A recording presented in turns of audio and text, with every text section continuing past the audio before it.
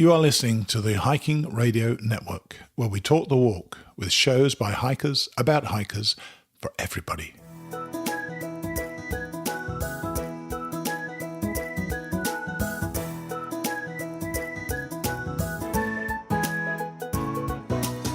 Mighty Blue on the Appalachian Trail, the ultimate midlife crisis.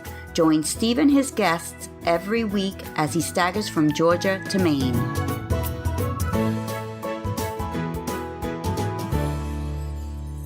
Welcome back to Mighty Blue on the Appalachian Trail, the ultimate midlife crisis.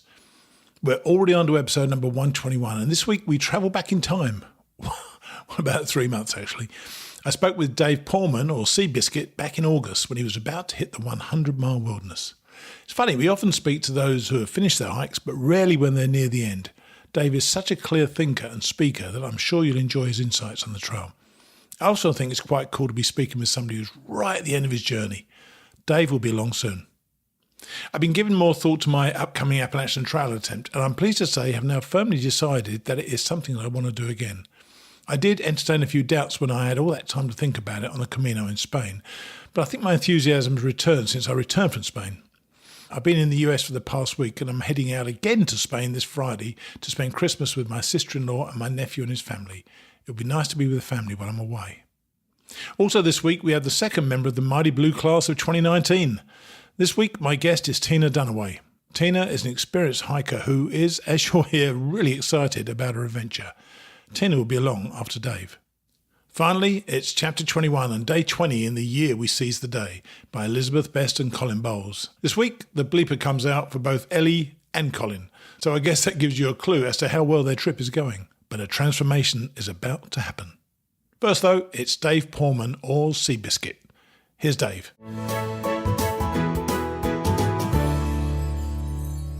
Right, I'd like to introduce you to Dave Paumen, or CBiscuit. Hi, Dave. How are you?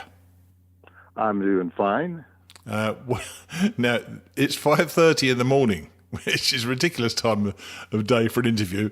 So we did this because we tried to record yesterday. Unfortunately, I couldn't make it. I was out.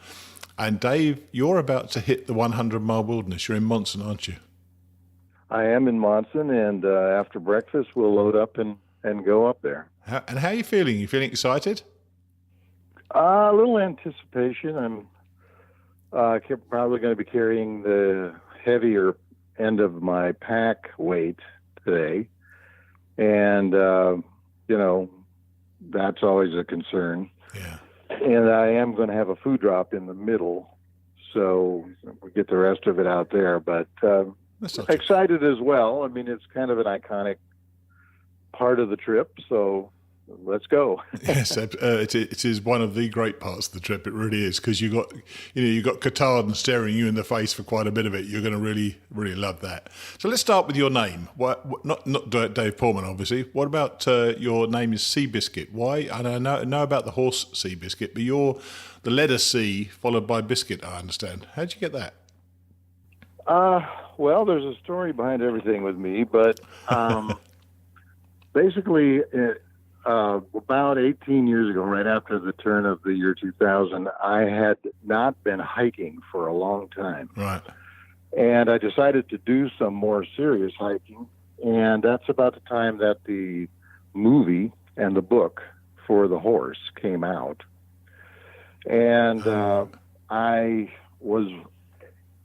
went and saw the movie and read the book, and I found out that the owners had sort of low expectations of the horse when they first bought it. I can see where this is going, yeah. And not knowing how I was going to do as a hiker, I thought, well, that's pretty good. And, chatted with a few folks and decided on the alternate spelling. But basically, it does follow the horse. Nice. I read that book as well when it came out in the UK, and I absolutely loved it. It was one of my favourite books, sports books I've ever read, actually. I think it was a tremendous book. Yeah.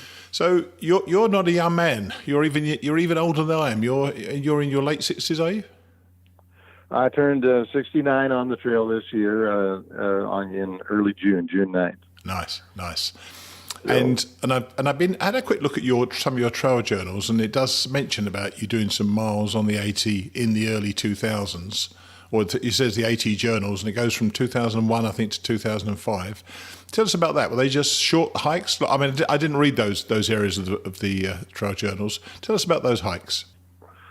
Well, it started in 2002, 2, 3, 4, and 5. Yeah. And I started at Springer as though I were sectioning north. All right. And I did from Springer to Daleville, Virginia, about 730-ish miles over those 4 hikes. And they were roughly, 185 or whatever it would work out to be miles per year. Right. Just going north. And were you working at the time then? I was. Late in my career, had quite a bit of vacation time available, and my wife said to me, you get all that vacation, you can hardly use it all. Why don't you just schedule a hike the way you want to do it? And that's what I did. She didn't want to come and hike with me 100%. Oh, right. She never wanted to come and hike with you. No, she's kind of a day hike in the park kind of person. Maybe her joints probably wouldn't do it, and it's not necessarily her thing. All right. One time she told me if I carried a porta potty, she would try it.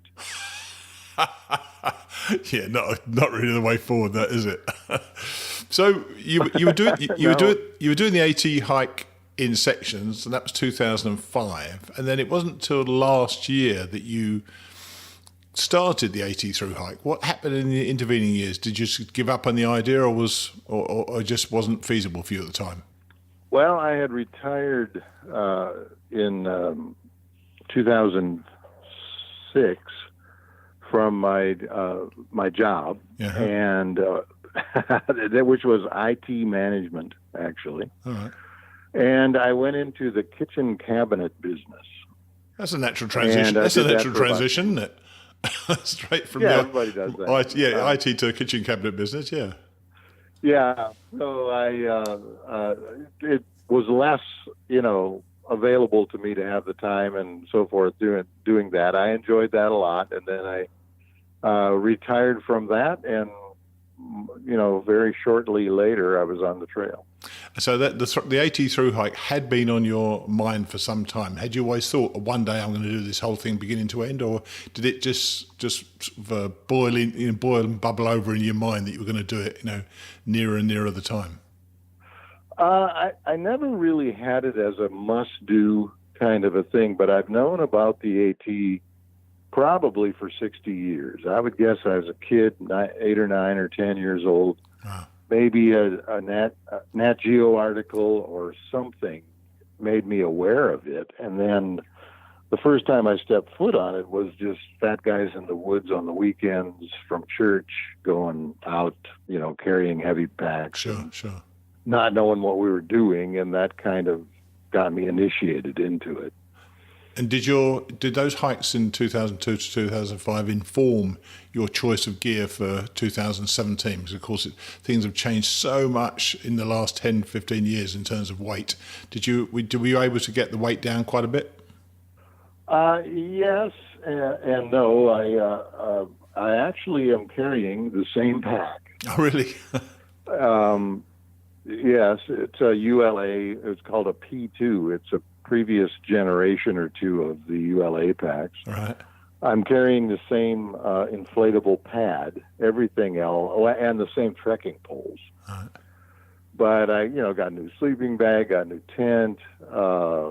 I'm actually stoveless now, but I was carrying a flash. Oh, how do you find that? And how do you find being stoveless? Fine, as long as I can kind of make myself do whatever I decide to do. There's a lot of tortillas with tuna or chicken or Spam or something on them for sandwiches, and I had originally done making coffee in the morning, sure, and all that. That quickly went away. I was too much in a hurry to get up and moving. And then I did it for about a week. I sent my stove ahead. Right. And a lot of times I was just, not wanting to go through the hassle of cooking. And it turned out all right. It's a little boring sometimes to eat a Spam sandwich for lunch and a tuna sandwich for supper. Yeah. But, that's the least of my worries, I guess. And you get into town anyway, so you can get your coffee fixes every 4 or 5 days, I guess, can't you? Yes, it's available here. So it's worked out all right, and I would probably consider doing it again. Funny enough, I'm considering, as I'm going again next year, I'm considering going stoveless as well, but I still haven't made my mind up yet. I'm not sure how I'd feel about going stoveless in March, because that's I'm hoping to start at the beginning of March. So I know this journey started last year at Springer in March. So you wanted to go right back to the beginning to do a full through hike. What happened to you on that attempt? Because you got quite a way, didn't you? Yes. Well, I started on March 3rd and did a pretty standard takeoff, I guess. And I got all the way to High Point State Park in New Jersey, just about 3 miles short of there. Right. That was about 1,300, and let's just say, round figures, 1,350 miles. Wow. And about 3 miles short of the park, I had a fall that sort of stretched out my right hip in ways it's not meant to go. And I kind of had to drag myself about 3 miles to the park headquarters, and that kind of sent me home. And that really was it for that. There was no possibility of getting back on at the time. What had you actually done to your hip? Well, it was not broken. They confirmed that when I got home. It was pulled out sideways and forward and back as I kind of rolled and slid and hooked myself and stuff down that chute of a slab of stone. Right. It was like 30 feet. Wow. And it was like 10 months. I remember going into church foyer even as late as around March of this year, and a friend of mine watching me approach him saying to me, "Are you limping?" And, I probably didn't know I was kind of thing. Yes, yeah. But, it took a long time to heal. I'm sure it did. Falling at our age, and I'll be 60. I'm 66 in a month's time, 2 months' time. But falling at our age is different to falling when you're 20, isn't it, or 30? It's just it just takes so much out of you when you fall, don't you think? Yeah, I think so. And I noticed. You may bring this up, the transition between last year and this year, but I noticed even a year's age on me is, my ability to hike long miles and all that kind of stuff is different this year. Is that your age, do you think, or is that a leftover from the hip? I don't think I'm suffering from the injury at all. My knees, my ankles, my feet, everything hurts like it does for everybody else. Yes. But the hip in particular is not giving me trouble. I might have if I had tried to push toward 20 miles a day again like I did last year. Yeah. So I'll come back to that. You're right. I'm going to come back to that in a minute, actually. So until you'd been forced off the train in New Jersey, how had your hike gone to that point? Were you really into it? Was it working well? Was everything going well for you? It was great. It was, things were looking up. I was kind of like, how it gets out here. You're with some folks. You might be with them for a day or a week or, sure, or even longer than that. And the group kind of mixes up. There were some people closer to my age. I was 68 last year, and a lot of younger folks. And I was hiking with both age groups, probably somewhere I'd do 17 miles a day. I'd do 19 miles a day. Uh-huh. And, I really loved I was familiar with the south part of the trail. Oh, of course, yes. And I really loved it, and much of it was familiar. Yeah. So I was excited. Cool. And I know that this is very cute, this is, by the way. I see that you finished your trail journals every night with "Good night, sweetheart" to your wife, Marlene. And we've talked about home support before on the trail. How important has this support been for you? And how, from your from your standpoint, how critical do you think home support or some support is when you're actually on the trail? Well, it's very critical for me. She was kind of instrumental in getting me back out here this year too, and so forth. But she understands. She has a 2017 version of the AWOL guide that I carried last year, right? And I have the 2018, and she's kind of with me along the way. I can tell her I need a 4-day resupply. Yeah. At this city and in this hostel, and that pretty much happens. That's a really helpful thing to have somebody who knows where to send stuff and when you need it. And there's never, ever been a, gee, I wish you were home, I wish you'd stop, any of that kind of thing. She's the biggest encourager. She's probably more into this than I am. And, it's not her thing, but she enjoys it. Now, I will tell you something else. I send her text messages, videos, and still photos and so forth on a very regular basis when I have service. Sure. And she has another whole world to my hike on Facebook that she has a kind of a private group for our close friends and church members and just people that we're close with. And it's almost like there's two hikes going on. One of them is the journal I keep, and one of them is the Facebook thing that she does. Oh, that's cool. That is so and hers cool. is probably better than mine because it has all the videos and photos. She's living this vicariously through you, is she? And she's happy to do it that way. Yeah. She says she's going to miss it when I come home. She'll be really happy that I'm home. But, we have a great relationship. We've been married 42 years. And but she's just into it. She really likes it. That's very cool. So you fell, you hurt your hip, and you're off the trail. What was your mindset when you went home? Because you said earlier something along the lines, the AT through hike wasn't a critical thing for you, it was just something that was in your mind.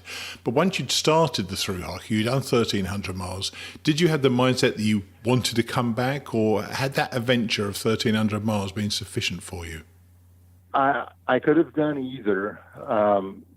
In my life, I'm a Christian, and I kind of live my life sort of in submission to God and what He has for me. And so I have a saying that I hold things with a loose hand. Interesting. And if it worked out for me to be able to come back out, I was more than happy to do it and would be excited to do it. But if it was, if I didn't heal up or I couldn't do it for other external reasons of some sort, that I would be willing to be okay with it. But then, on the other hand, when another part of my life that you may or may not want to mention is earlier this year that they thought I had cancer. Right. And so I did a bunch of biopsies in this test, and they operated on me a little bit and scoped this and checked that. Yeah. And when they eventually gave me the all clear, you don't have cancer, that was within a few days. I was on a plane to come back to New Jersey. Right. So it was kind of it was something I was intending to do. Was that your sign from your God that it was what He wanted for you? I didn't particularly take it that way as a sign.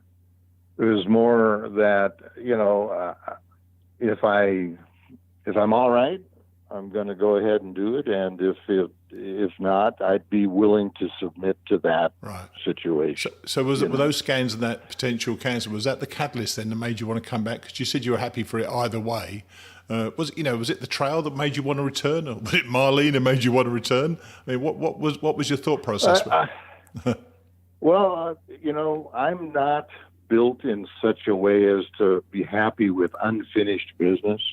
All right. I don't like to start a book and not read it all the way to the end, even if I'm not enjoying it. Those kinds of things. Yeah, you need to get over that one. I had about,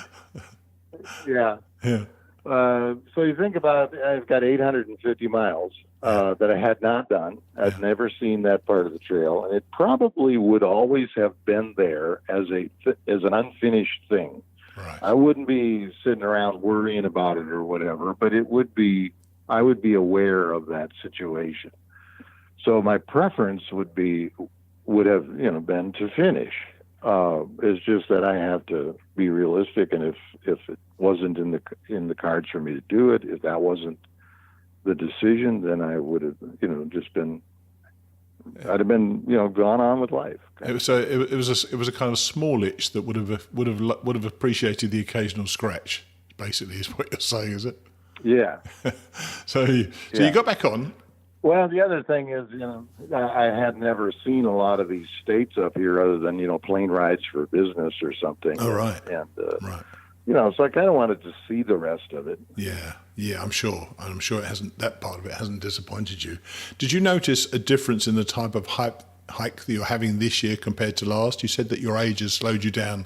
You're a year older and it slowed you down a little bit. Are you not doing those 20-mile days now then? No, I am not.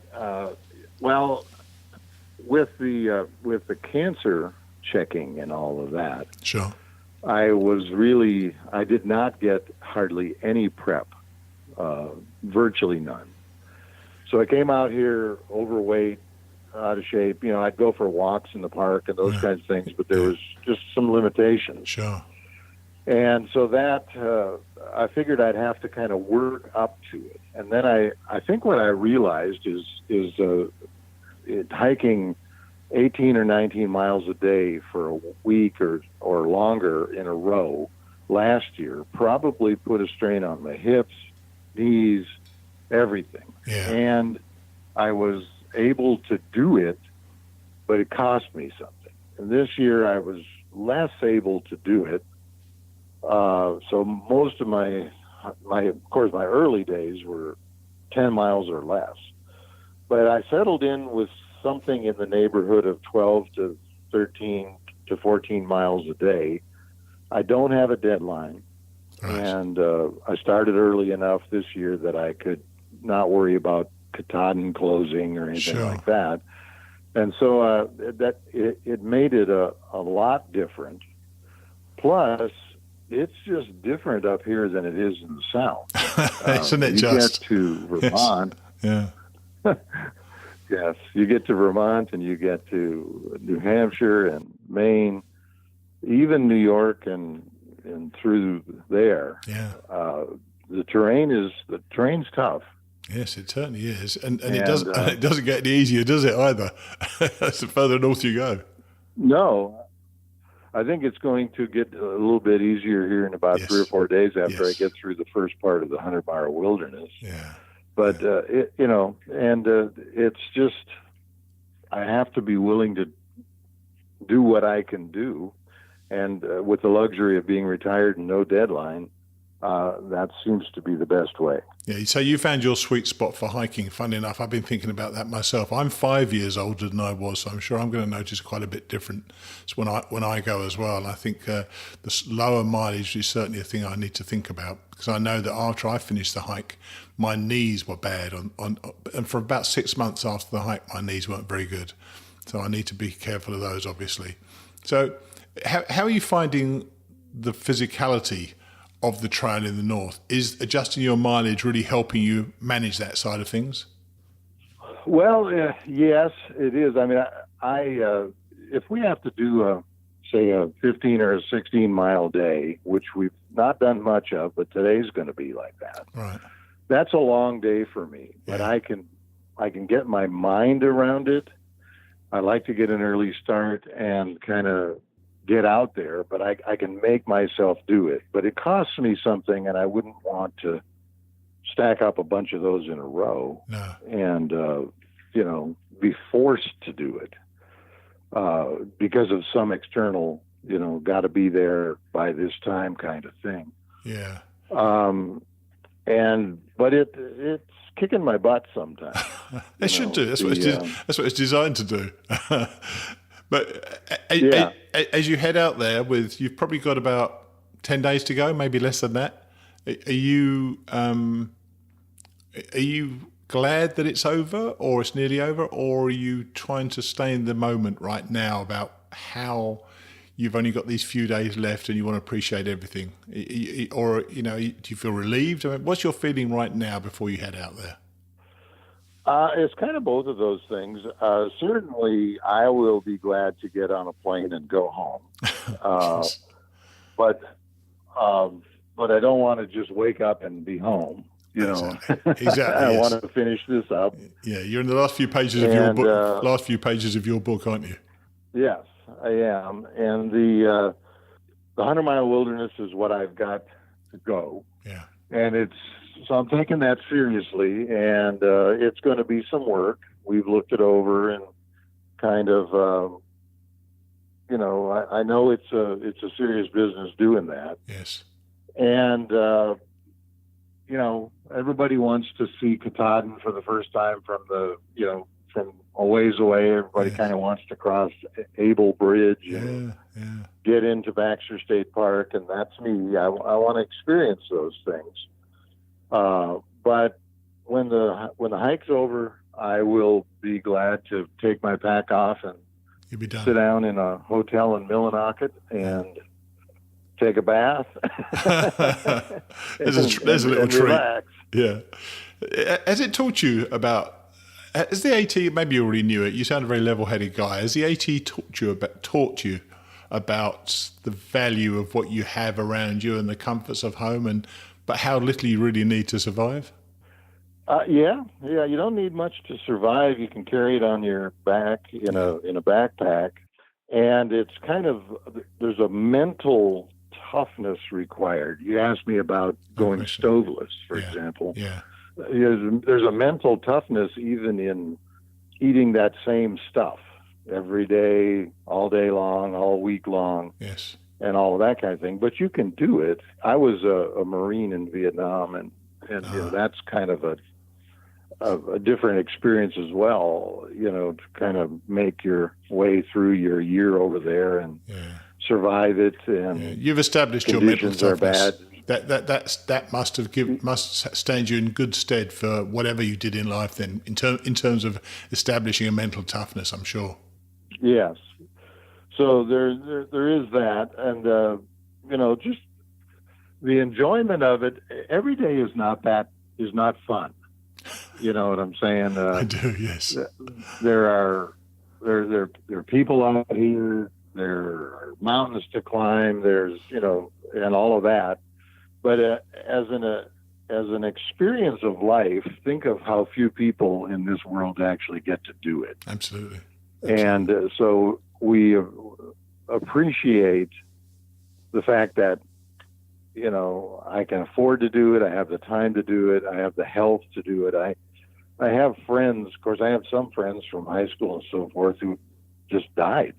And I've got friends here and friends from years ago in my life that they can hardly walk across the room. Sure. They might have, diabetic feet or whatever. And here I am carrying a pack up and down mountains. You've got to do it while you can, man. You've got to do it while you can, haven't you? You really have to do this stuff. When you've got the chance to do it, you've got to do it, because if you don't, one day you might not be able to do it. Yeah, and I think that's a really important thing to know. So as you now look back at the trail, I know you've got 100 miles to go, but as you look back at the trail, have the difficulties you've had with your hip and this cancer scare, have the difficulties been worthwhile with what the trail has given you in the last year and a half? Oh, yes, very much so. It's 2,190 miles. Yes. And, there's the individual things that happen each day. Sure. Not every day, but many days. You see things, you meet people, you see places and all of that kind of thing. And then there's kind of the massive, maybe epic nature of something that is so big. I agree. That it's bigger than you. Yeah. Yeah, definitely. And if I think back to, say, a few hundred miles back, New York, Connecticut, back to New Jersey, that seems like a lifetime ago. but it's only been weeks. This is such of a big thing that we do. It is. When you really stop and think about it, most vacations last, a week. That's right. You go to Europe or something, it might last 2 or 3, but this is a long-term commitment and it's a long-term event. Yeah, and it's a lot. You know what? You're going to find it's a long-term benefit as well. It stays with you the whole time. You feel it every day of your life. Well, I do anyway. I think about it every single day of my life, and I know. And I was speaking to one of my friends, Bruce Matson, who I think you met, RTK, because he actually, I think he suggested I speak to you, and we spoke yesterday, the other day rather, when he was in Monson, and he's headed out now. And these moments are important. They just stay with you. It's an extraordinary thing you've done, and you're gonna love looking back on this as time goes on. So, what would you say to other guys or women who think that they can't do a long distance hike? Is it a case of just trying it and seeing if you can do it, or do you feel there are some people who are just simply not suited to it? Wow. Well, I think all of that's true. I think my wife is correct that this would not be for her. Uh-huh. The mental toughness of it and just the physical nature of, her joints and her knees not being able to take it. Certainly a person could try it. I don't know how you'd want to do it as far as you wouldn't want to invest in a whole raft load of gear and then, one day later decide you don't want to do it. But I would say it's probably not for everybody. So I think if you're seriously considering it, you should find some way to maybe stick your toe in the water and see what if it's for you. Yeah. But it's not an easy thing that we do. This is hard. It's not an easy thing we do, but I think it's very doable though. I still. Yes. I think something I wrote somewhere was that I think if you can walk more than 200 yards without requiring oxygen, you can do this. Whether you should do it is another thing. I think if you can just put one foot in front of the other, that's all I ever did.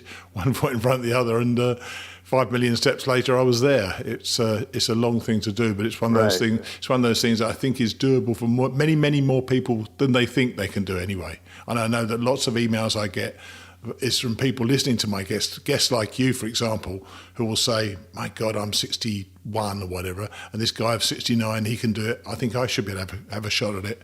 And then you're right, you try it. And if you can't, or if you don't like it, then you stop. But it certainly gets into your psyche, doesn't it? It does, and it's something you think about all the time. Yes, absolutely. Well, I don't think a day goes by that I don't wake up and the fact that I did those section hikes, or now that I've made the attempt on the through hike these 2 years, it's always there. And also, people around you remember that you did it, or that you are doing it. But you know what, Dave? In a conversation. But that's because you won't stop talking about it now for the rest of your life. Trust me. we can't help it. Well, that's probably true. And when all your friends' eyes start glazing over, that is the time to stop talking about it. But you still won't. Yeah, but I mean, people bring it up as a conversation topic. I know. Even months later, they're curious about it. Now, there's a lot of people who never see themselves doing it, but there's the occasional person who says, I was thinking about doing the Georgia section, or something like that. Yeah, nice. And I think they've got that in the back of their mind, and they're struggling with, how am I going to do it? When am I going to do it? All of those things. Yeah. As you've been talking about, you've mentioned we a few times. Are you hiking with somebody? Have you had a hiking partner for a while now? I have. I'm hiking with a man from Houston, Texas. Uh-huh. He's 63, and his trail name is Glider because he flies gliders for fun. Yeah. And things run together out here, but somewhere back there in Massachusetts or somewhere, we ran into each other, maybe even Connecticut, and hiked around each other for a while, and then we pretty much partnered up for several hundred miles. These things are almost organic, aren't they? They just happen. You kind of get together, drift apart, hike around people, and suddenly you're hiking together, and it's been a few days and it's a few weeks. It's quite. I love that part of the trail and how you just don't know who you're going to meet out there. Yeah, and we do the planning together for the next section, and we talk about when we're taking a zero, where we're staying. Yeah, and it's a very loose kind of a relationship as far as long term, I would think, but. Out here, it's like two brothers almost. Yes, exactly. Now, I can almost guarantee that you've been dreaming of being at the top of Katahdin. What's it going to mean to you when you touch that sign? Is it going to be something? Have you thought about it at all? What you're going to, how you're going to feel at the time? I thought a lot about it, especially as I get closer. It's probably going to be a little bit emotional, even just. Answering your question right now, yes. I struggle a little bit with my emotions because it's a theoretical concept, and then one day you're actually going to do it. Yes, and when you're in North Carolina or you're in even Vermont, Katahdin is still a long ways away. Right. That's right. It draws you in though. But I think about, I don't know whether I'll have phone service or it's been spotty and all that kind of thing. But when I tell Marlene that I'm on the summit, whether that's live or whether that's a text message 6 hours later, sure, when I get service, I'm probably going to have be near breaking down. Yeah, I did have cell service at the top, and I had everybody's demon. I had AT&T. I had cell service at the top, and I spoke to my wife and also to my son. I was very emotional about it, and I'm pretty sure you will be as well. And it's a wonderful feeling as you're walking up there, you suddenly see the sign, and then all the emotions start. So I'm excited for you, man. I tell you, you're going to have this in a few days' time. It's an experience not that many people have the joy of having, but when you do, I hope you remember it for what it is, because it's a wonderful, wonderful moment. That's pretty much me. I'll probably be all welled up with tears. Yeah, cool. Well, look, it's been lovely to talk to you. I really appreciate talking to you at this time. Now, we're recording this at the end of August, early in the morning. I don't know when this is going out. By the time it goes out, you will have finished. So I wish you well and congratulations for doing it. Thanks very much indeed for talking to us. Well, and I appreciate you calling me and getting this set up. It'll kind of add to my experience. Be just one more good thing that happened on my hike. That's super. Appreciate it. Well, good luck. Happy trails. And hopefully we'll talk again one day and you can confirm to me that you finished. All right. Thank you. All the best. Bye. All right.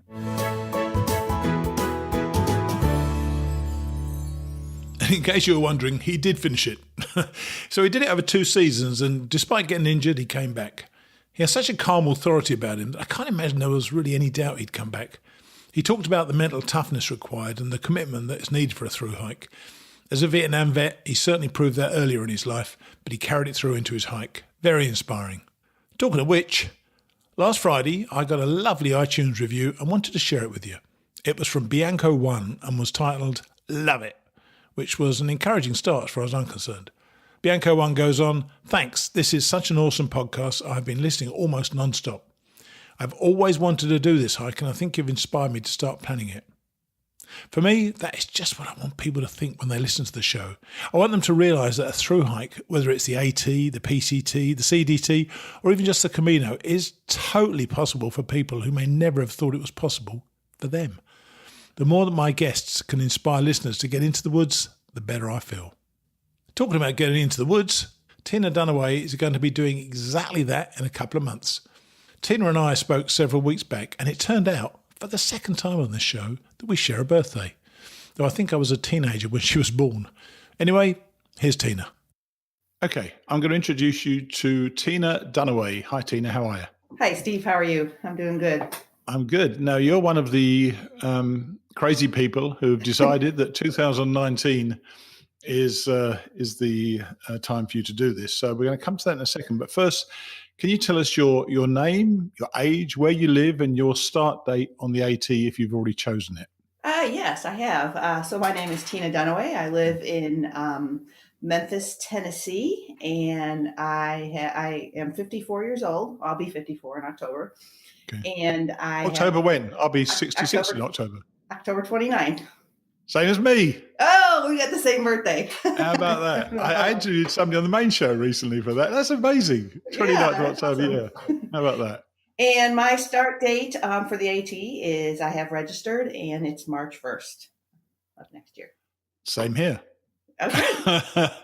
Well, that's my current plan. I'm looking at it now. Apparently, there's loads of people already signed up for March 1st, so I may change that. I'll just have to see how it goes. Right. Yeah. It seems like in March and in early part of April, things book up really fast. Yeah. So we'll see how it goes. Yeah. And is this your first long distance hike? This is my first, when I say long distance hike, for 6 months at a time. I have some backpacking experience. I hiked for like 35, 40 days in the Wind River Range in Wyoming. All right. Did a backpacking trip there. I'm just following Dixie there right now. She's just come through the Wind River Range and she just loved it there. It was great. It was hot when I did it, but it was really good. It was awesome. All right. So you've got the experience of doing it, haven't you? Yes. Yeah. And I have some some mountaineering experience. I've summited Mount Rainier a couple times, and Mount Adams as well. And so, yeah, I'm looking forward to it. So how long has the AT then been on your radar as a hike you'd like to do? It's been on my radar for a long time. I've had interest in hiking. I'm living in Memphis, Tennessee. I live really close to the Smoky Mountains. When I say close, I mean 7 hours. It's close enough. That's relatively close, yeah. Yeah, and I've been out to the Smokies several times, hiking out there. One of my favorite places is in the Gatlinburg area. Well, actually, NOC, and we're all familiar with NOC because it's right off of the AT. And been to Clingman Dome several times, and I hiked Mount LeConte like 3 times. And so, just having the love for hiking, I've always wanted to do it for a very long time. It's just, for most people like myself, it's a matter of when do you decide to do it? When do you make that big decision to if you're not retired, to quit work and just take that leap? And so I've just decided that this is a time. I'm kind of like all of a sudden become an empty nester, and actually took my daughter to college yesterday. And so she's now on her way. And so even though this has been on my radar well before that, it's just a good time in my life to make that happen. How are you able to take that time off work? Well, it's taken some planning. I am married, and my husband supports me fully in doing this adventure. And probably from within the last 2.5 years, when I've actually had the plan in the forefront of my brain, I decided, we worked really hard to pay off all our debt. And so that's helped a lot, affording us to live off of one income. And my profession that I'm in allows me to go in and out fairly easily. So not having a problem of just releasing myself from my current work environment and then starting into something else when I'm ready to go back. Wow, that's just quite a break, isn't it? Really, it is. So, I'm looking forward to it. and I think you said you started in spring, so you are going Nobo. Is that right? I am going north. Correct. Because the question would be Nobo, Sobo, or as I keep trying to say on the show, Obo. Out, back and out again. It's not taken at all, I tell you, but I'm going to keep pushing it. Yes. So why did you decide? Why did you decide Nobo? I wanted to I'm already in the South, and good stuff. Yeah, good reason. Yeah, Georgia's only 6 hours from here, from where I need to start. But I just wanted to experience starting at the beginning, doing the approach trail, kind of the traditional way. I'm not I don't have the certainty to do the flip flop. I know some people do that. It's not as common. And then as far as going southbound, I didn't really want to start in Maine. I wanted to acclimate myself going south or northbound first, and hit the 100-mile wilderness in Maine and New Hampshire and all that later on. Exactly. I think that's another great reason for doing it, by the way. And how are you, I presume, having hiked for some time, how are you putting together all the gear that you're going to be taking? Or are you just using stuff you've had in the past? Actually, I've revamped everything because oh, really? When I hiked, it was an eye-opening experience, should I say, when I did the Wind River Range, which was probably 18 years ago. And I remember weighing out to do that hike, and my pack was probably close to 60 pounds, and I am not kidding. Gear at that time was heavy, and I probably wasn't very take a horse? Yeah, I took a horse. And I scaled down, probably 10, 12 pounds before he set off, but still 50 pounds is a pretty heavy pack.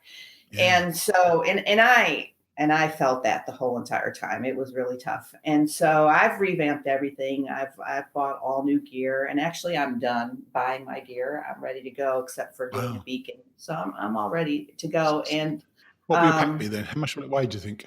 The last I weighed and had everything packed up without food and water, I'm at 24 pounds. Okay, that's not too bad. That's not too bad.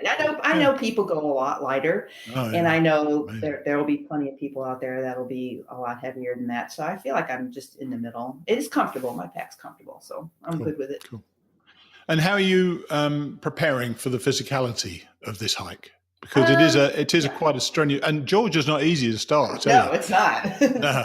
Well, I'm an avid cyclist, so I cycle a lot, and as well as cycling, I hike whatever I can within my area. I don't always get away on the weekend. So, being in Memphis, we have some good trails that are nothing compared to the Smokies and things of that nature. But I still am able to put on a full weighted pack and go out there, and I've been known to take my pack to the gym. I'm not a big gym person, but I do take it there every now and then.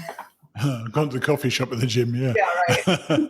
So, and I know you've heard the show, and if you've done quite a bit of hiking in the Wind River, then we talk about from time to time the mental aspects of the hike. And how do you think you're going to cope with that when you get, and you will get tough times? How are you going to cope with that, do you think? The way I think I'm going to cope with it, that works best for me, is just to, I've been looking forward to this so long, and just looking at every day as a new adventure and taking one day at a time, not looking at the long haul, just knowing that it's not about it's not a marathon. It's about the journey that you take along. No, it is a marathon. It is a marathon. Yeah. But I don't want to think about that on day one.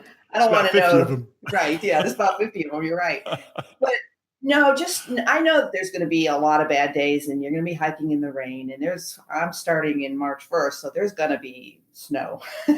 And I know they had a lot of snow this year. So I'm just prepared to take one day at a time, and know that, at the end of the day, or whatever unpleasantness comes my way, to try to make something good out of it, because you have to, because if you don't, you'll quit in no time. It can gnaw at your soul, definitely. Yes, it really can.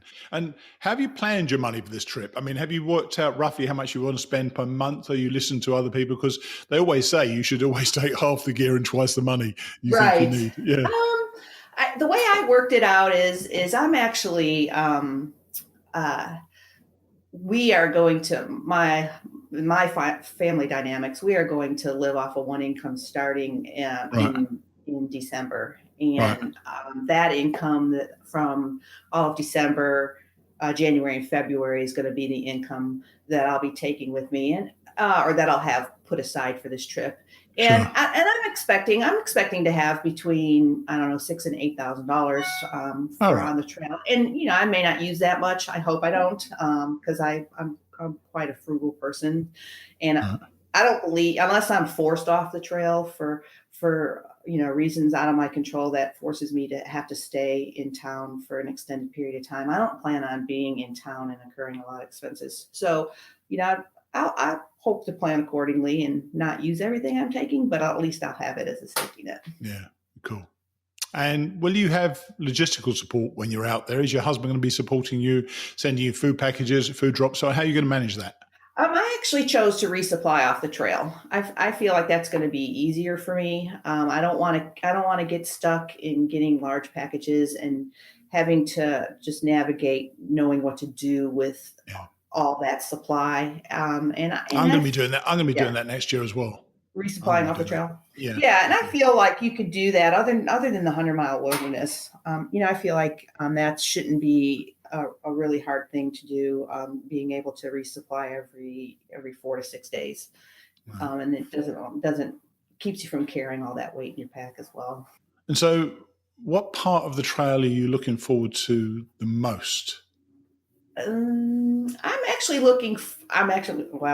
looking forward to all of it, but I'm really looking forward to Maine, actually, because I've been in the Maine area and New Hampshire with Mount Washington, and it's beautiful up there, and I know it'll be beautiful the whole entire way, but I think just Maine in itself is just a very beautiful state. So I'm looking forward to seeing that as well.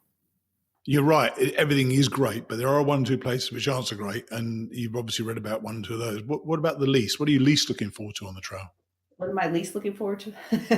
Well, I mean, I'm not looking forward to all the rocks and the boulders that you hit right around in the Pennsylvania area going north. I'm not looking forward to that. And I'm definitely not looking forward to it's not so much place, but extended rain and dealing with rain and climbing on rocks and slippery. 3 or 4 days straight days of rain, and every day is just it's deflating on the soul, definitely. Right. And that's when you really do pull upon your mental resources, no doubt about it. Yeah, you need them to keep yourself going. Absolutely. And if there was one thing you think may keep you off the trail, not get you off the trail, may stop your plan, what do you think that could be? I think the only thing that really may stop my plan is if I was to have a personal emergency at home, or if I was to become injured. Other than that, I think that you're dialed in. You're ready to go. I'm dialed in, ready to go. It's just can't happen quick enough. I know. But the funny thing is, it will arrive, and you'll think it'll take a long time, and then it'll be over in a flash. It'll be over in a flash. Yeah. Living in the moment is so important. There, it really is. Though. Yes. And last 2 questions: what do you hope to get from this experience? What do you want to come away with? My profession that I've been in has been a fairly stressful profession, being in healthcare. And I look to come away with just peace of mind, actually, just being able to see human mankind in a different way, because I think we experience a lot of negative aspects being in the regular world. And doing this is just, you're just going to see a totally different side to that. And also work on my spirituality as well, because I think being in that type of environment, you're just in Mother Nature's elements. I think you can't help but not come away with a whole nother view on how you see life when you come back into I want to say the real world, but back into civilization. Actually, I might change that word as well if I were you. Yeah, right. If we're civilized. Now, actually, I did miss one question out I wanted to ask you, which was, why do you think that you are going to be able to beat the odds of being there are only 1 in 4 people finish? So why do you think you're going to be able to do this? I think I'm going to be able to finish. Not only do I know I'm going to gain more physical fitness along the way, because, you can only be so physically fit at the start of this, and it's going to take some time for the physical fitness aspect to kick in. But I feel like I fairly mentally tough, and I'm a very driven person, and I feel that I am going to hike a smart hike. And when I say that, there's a lot of factors that are going to be out of my control, like weather and things of that nature. But just things like not pushing my body beyond what it's telling me, when to take a break, just to avoid injury and avoid things that are in somewhat my control that might push me off the trail that I could avoid, and then just deal with the other things that are not in my control, and not have to put them all together and it just be a big, huge mess. Good answer. And funny enough, by the way, just so listeners know that you haven't heard any of these questions before, and you answered that really well. I really like that. Now, the last question, and this is absolutely not a commitment, but I love it if you would. Will you come back on the show and tell us how it went, whether you finish or not? Oh, I would love to. Absolutely. Okay. Well, that's great. Thanks very much indeed for sharing it with us. And all I can say is, as I'm coming as well, I wish you luck and hopefully you're able to finish. Oh, absolutely. And I look forward to seeing you on the trail. Yeah, no doubt. Yeah. All right. best. Thank you. Okay. Bye. Bye. Interesting that Tina will be resupplying on the trail. Many of us had mail drops, and while it was great to get a package from home, resupplying the trail seemed fairly easy to do. I still haven't made up my mind which way I'll go as far as resupply is concerned.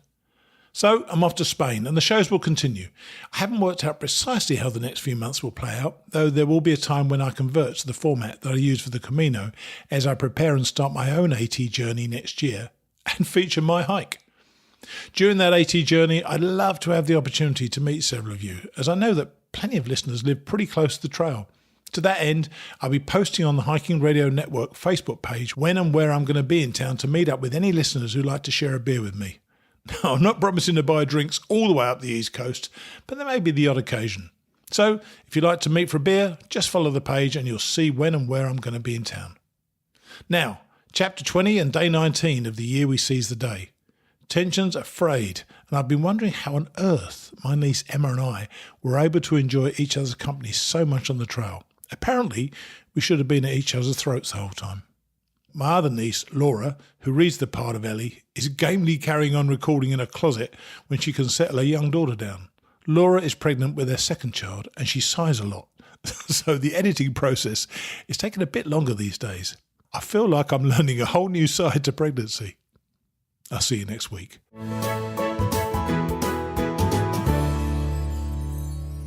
Chapter 20, Day 19. San Nicola del Real Camino to Reliegos. Colin, return to sender.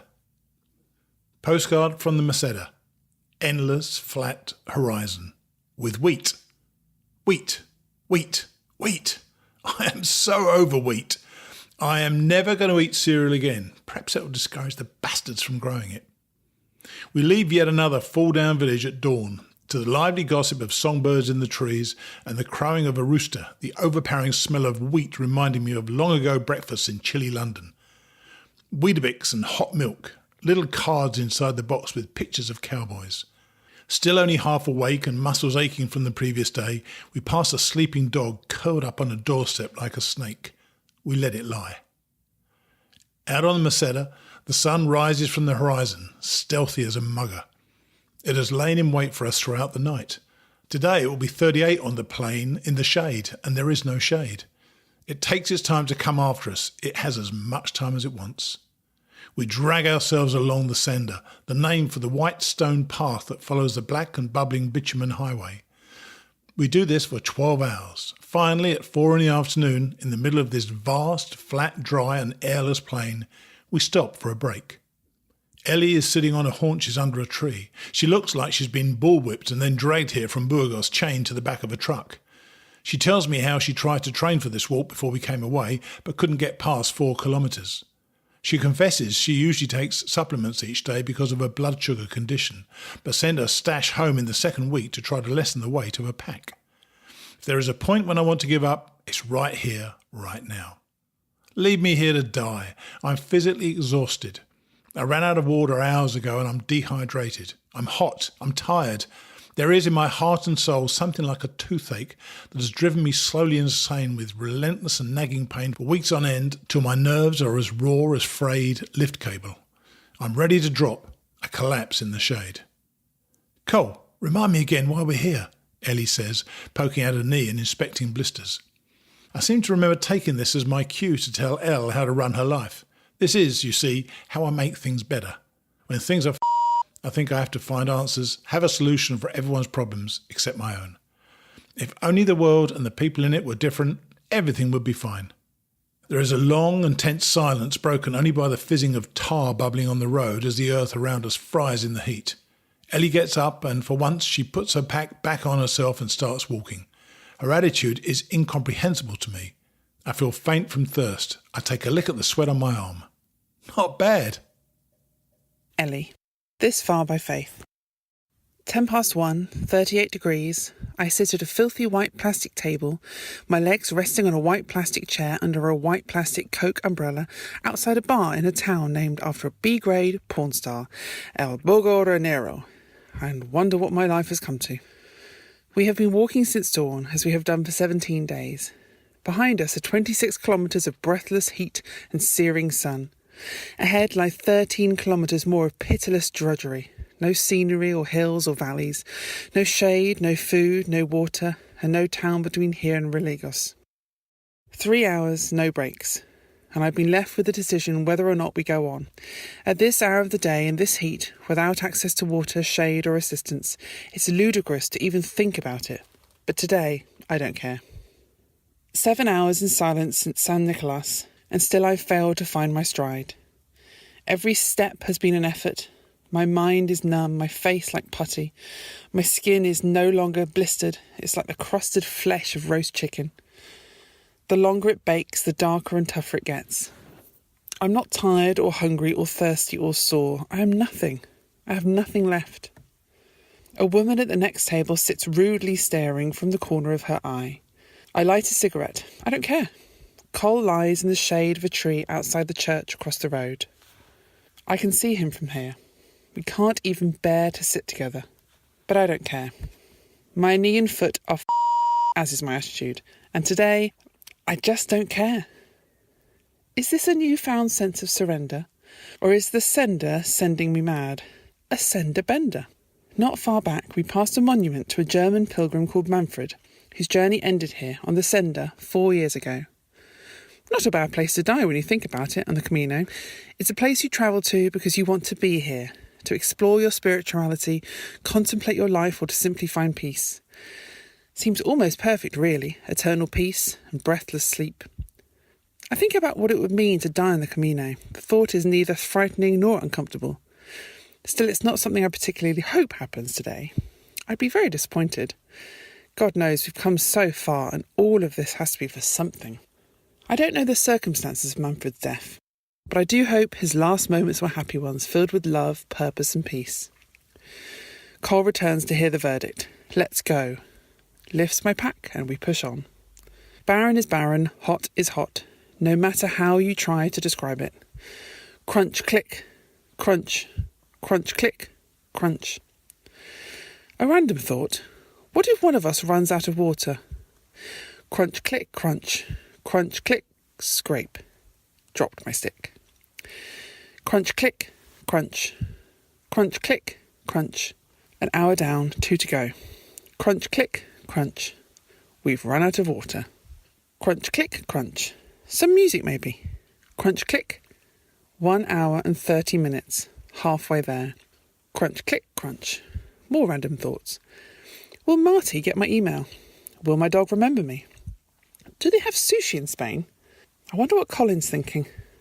I wonder what I'd be thinking if I wasn't thinking about what Colin's thinking. Crunch, click, crunch, crunch. There isn't another pilgrim on the trail. Not one. They all have better sense. And when we finally arrive, the Oberg and Religos is almost empty. There are a handful who arrived earlier in the day, and 2 of them are sick in bed, vomiting with heat stroke. Later that night, I take a meal I prepare in the communal kitchen to a cool patch of grass in the centre of the village and think about what we've just done. Surprisingly, I feel good, inside and out. The last stretch of the day instilled in me a renewed level of faith and confidence, not only in my physical ability, but in Colin and me as a team again. At any given point throughout the day, you could have cut the air with a blunt knife. Yet despite the fact that it gets difficult between us, we are bound now by a common cause, and when it comes to the trail, any time we need each other, we are there, side by side. Neither of us would have made it without the other, and from that moment, Santiago never felt closer. I remember the advice a wise man gave me the week before I left. He said, don't get so caught up in climbing the mountain that when you get to the top you realise you've forgotten to appreciate the views along the way. I knew at the time his words would come to mean more than they did, and never have they meant so much as they do as I sit here on the grass with a soggy plate of chickpeas and stewed vegetables. There is no fear of failing now. With 17 walking days behind us and 16 ahead, we've overcome the worst of it. No one day here on the trail could possibly be as challenging, as difficult, as hot and desolate as today. Nothing the Camino can throw our way will stop us. I feel a certainty and confidence I've been missing before now. In 16 days we will arrive in Santiago. The time has come to stop focusing on our destination and start appreciating the journey. Soon this experience will be over, and I will never have it back. It is time now to slow down, take a breath, and take in the view.